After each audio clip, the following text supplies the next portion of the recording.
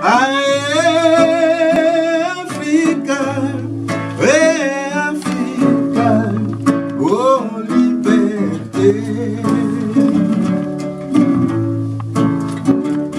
Africa, Africa, oh Dipanda. Bon, merci. Je suis navré d'être un peu trouble-faite par rapport aux séquences qui ont été prévues pour le déroulement de cet événement qui est très significatif. Je salue les organisateurs de l'événement. Je salue Madame Fio, que je n'ai personnellement pas connue, sauf que j'étais au lycée Savournian, mais je suis arrivé au lycée Savournian pour 2 mois après la prison du 22 février. Donc en 1972, je suis arrêté, comme tous ceux qui ont été arrêtés à Pointe-Noire.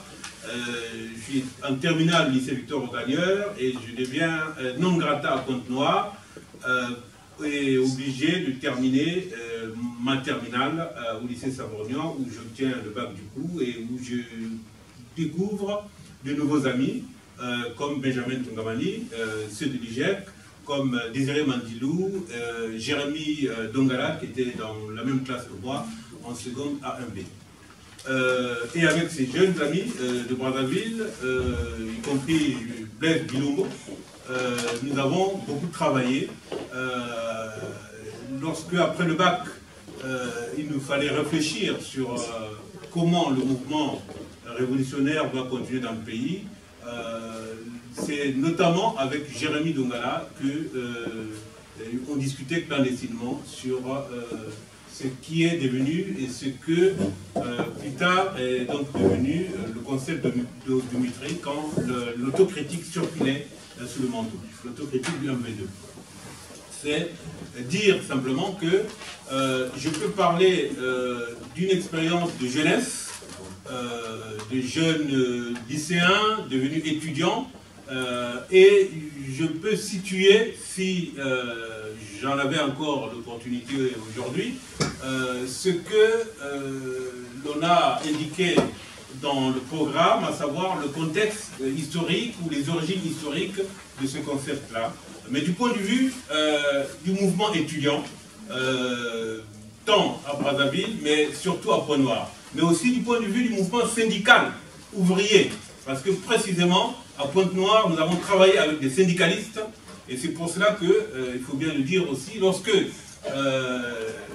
il y a les arrestations du 22 février, lorsque l'AEC et la FEANF dénoncent ces arrestations, assez curieusement, ils ne demandent pas la libération de tout le monde, ils disent qu'il faut libérer Ndoba, Damba et Nyelele. Damba et Nyelele, 2 syndicalistes ouvriers, qui était le président du bureau régional de l'union locale des syndicats à Pointe-Noire, de la CC, comme l'autre responsable, Bertrand Nyelele, et Doba, qui était, moi en l'occurrence, qui était le président du bureau régional de l'UGEC au Kouilou. L'AEC, donc l'association des étudiants congolais en France, ne demande que la libération de ces 3-là, tout en considérant, c'était l'analyse de l'AEC, que les autres, c'est-à-dire les Diawara, les Nomadaga et tout le monde, avaient été broyés dans des contradictions internes au sein de ce que l'AEC considérait comme étant des valets de l'impérialisme tous, plus ou moins. Bon, donc il y a... c'est dire aussi que l'histoire du Congo, elle est une histoire de débat politique, mais parfois d'une rigueur telle qu'effectivement, lorsque l'AEC prend cette position, l'AEC avait déjà, bien sûr, considéré que tout ça c'était la bourgeoisie politico-bureaucratique et comprador. Ça, c'était le concept. Effectivement, lorsque l'AEC tient ce discours, c'est un discours de la FEANF qui est construit, y compris au Congo, notamment en 69. Joseph Ouabari doit mieux connaître ça, il était étudiant à l'époque avec le mari Albert Kolela, et c'est le 5e congrès de l'UGEC en 69 qui effectivement fait entrer au Congo ce discours de dénonciation de la bourgeoisie politico-bureaucratique et comprador dans une ligne de pensée qui était celle de la FEANF. Et en 69,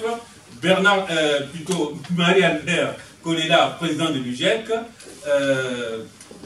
l'UGEC est dissoute, ce bureau est dissous en 70 à l'occasion d'une prise de position face à la tentative de coup d'État de Kinganga de mars 70. Le bureau est dissous parce que Kolela, Marie-Albert, hein, pas Bernard, dit que ça, ce coup d'État, c'est des règlements de compte entre de l'impérialisme français. Bon, ce qui a été très fort, ce bureau a été dissous, et pourtant, c'est ce que je voulais dire d'essentiel, cette jeunesse congolaise, malgré ces contradictions assez fortes, est dans un même moule. Le moule de l'anti-impérialisme, mais avec des étapes. Lorsque l'anti-impérialisme, pour le dire ainsi, entre avec la Gimnaire, la création de la Gimnaire en 65, lorsque la défense civile est créée en 66, il y a le répondant du mouvement anti-impérialiste international. Il y a tout de même les contradictions entre le courant chinois et le courant soviétique. Et il y a les Cubains qui sont un peu neutres par rapport à tout cela. Et nous avons au Congo un président Massamba Deba qui est suffisamment sage pour ne pas s'aligner ni derrière les Chinois, ni derrière les Soviétiques, ni derrière les Cubains exclusivement. Massamba Deba fait en sorte que le Congo, et le MNR en l'occurrence, ils font en sorte qu'on puise à toutes ces sources. Si bien que nos étudiants vont être envoyés dans ces différents pays. Dans ma propre famille, ce qui a contribué un peu à ma formation politique, j'ai un frère qui est allé en Chine faire l'armée, les premiers qui sont plutôt en Russie faire l'armée, les premiers qui sont allés faire l'aviation en 68. J'ai un autre qui est allé en Chine, et tout cela, il ramenait des ouvrages de politique, etc., à la maison. Et puis quand on a aussi dans la famille d'autres parents qui ont fait la politique, qui ont été en politique, on est plus ancré dans cette dynamique-là. Bon, je n'entre pas dans une biographie personnelle, mais je veux dire qu'il y avait une période, c'est tout un contexte, où dans chaque famille, on pouvait trouver quelqu'un qui a été en Union soviétique parce qu'il a voyagé, il a été en Chine, il a été à Cuba, et les Cubains sont venus, notamment, les plus présents au niveau de la jeunesse, c'était les Cubains. Parce qu'ils ont formé les cadres de la défense civile. Et parce que la défense civile, en partie de 66 donc, et parce que la défense civile a eu aussi une branche milice estudiantine qui a commencé dès 67. Nous, à Pointe-Noire, Marcel Abignard était avec moi à l'internat, il est là. Nous étions mobilisés, les internes, dans le cadre de la milice estudiantine. Mansour Parezo, que certains d'entre vous peuvent connaître, Séver Siana, Jean Itadi, Clément Mirassa, tout ça c'était des internes au lycée Victor Ordalier, et nous étions dans cette dynamique des milices estudiantines pour l'UGEC.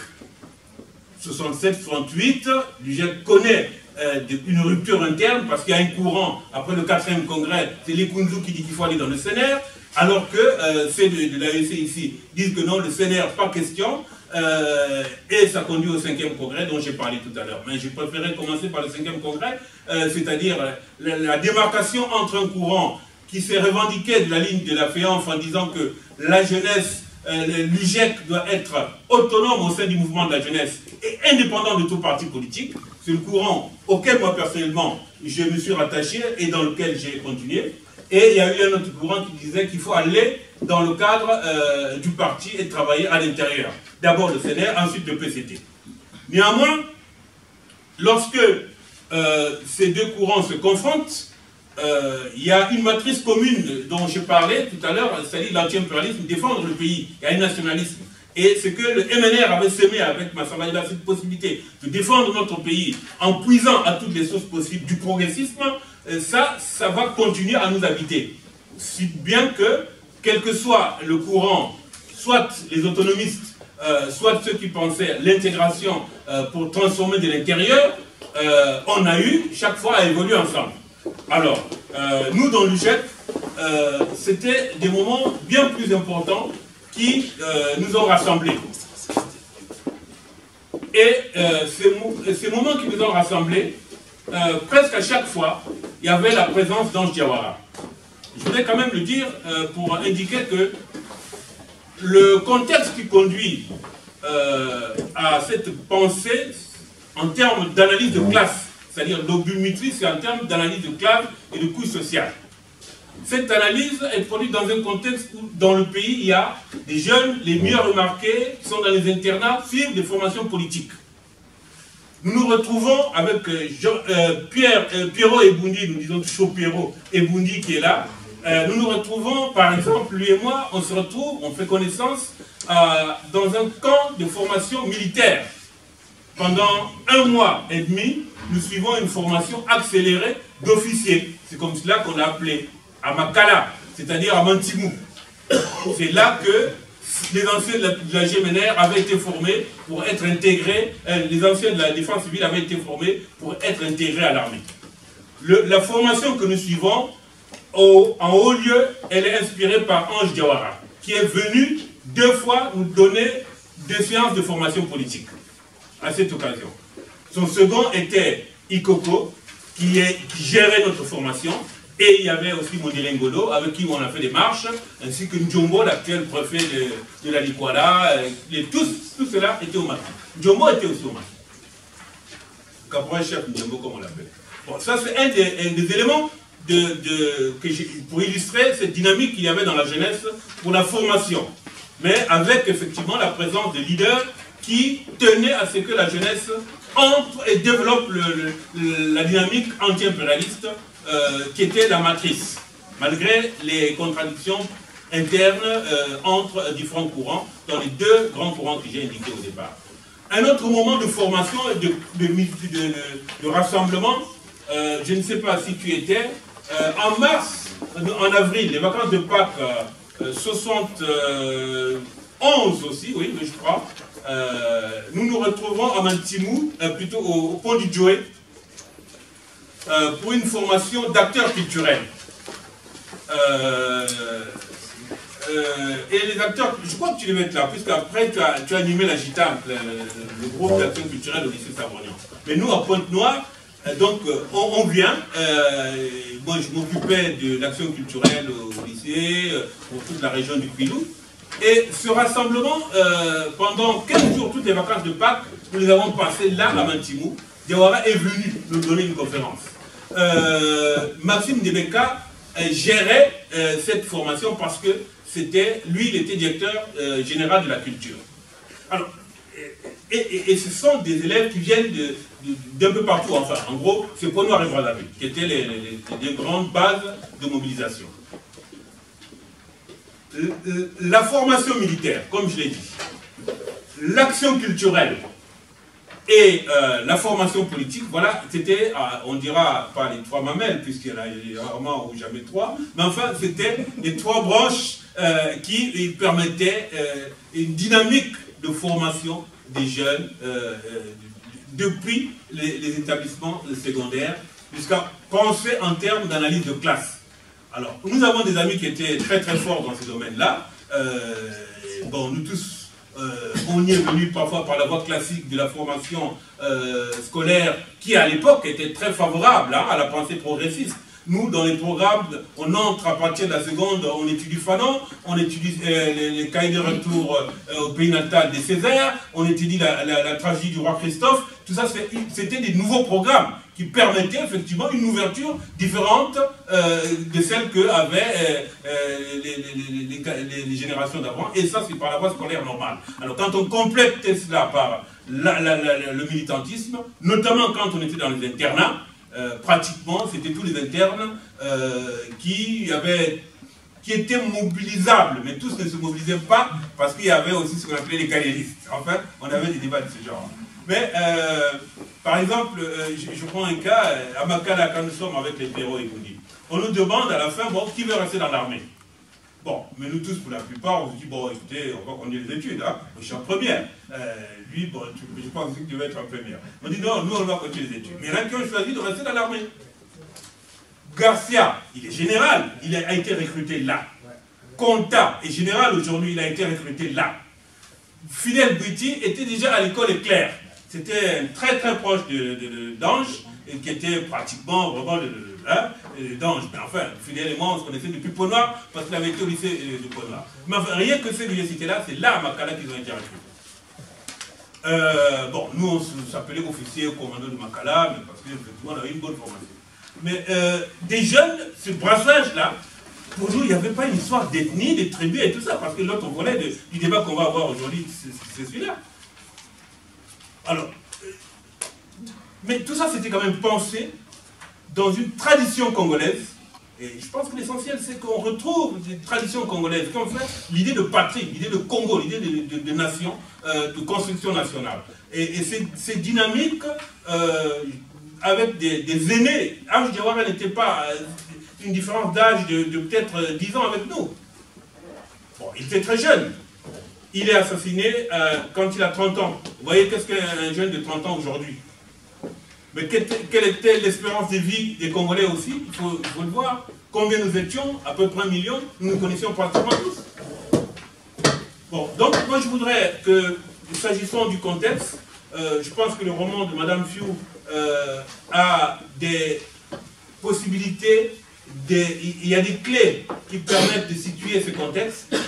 Et parfois, dans les faits, historiquement, puisque un roman c'est une fiction, mais dans son cas, naturellement, tous les éléments vécus, il y a et la fiction et le réel. Le réel, c'est un peu ce que nous pouvons décrire, comme j'ai essayé de le faire, en insistant surtout sur le fait qu'il y a eu un élan congolais impulsé dans le cadre d'un parti unique, c'est vrai, le MNR, d'une organisation unique de jeunesse, c'est vrai, la GMNR, mais cette dynamique, même si c'était dans le cadre d'un parti unique, il y avait des possibilités de débat interne.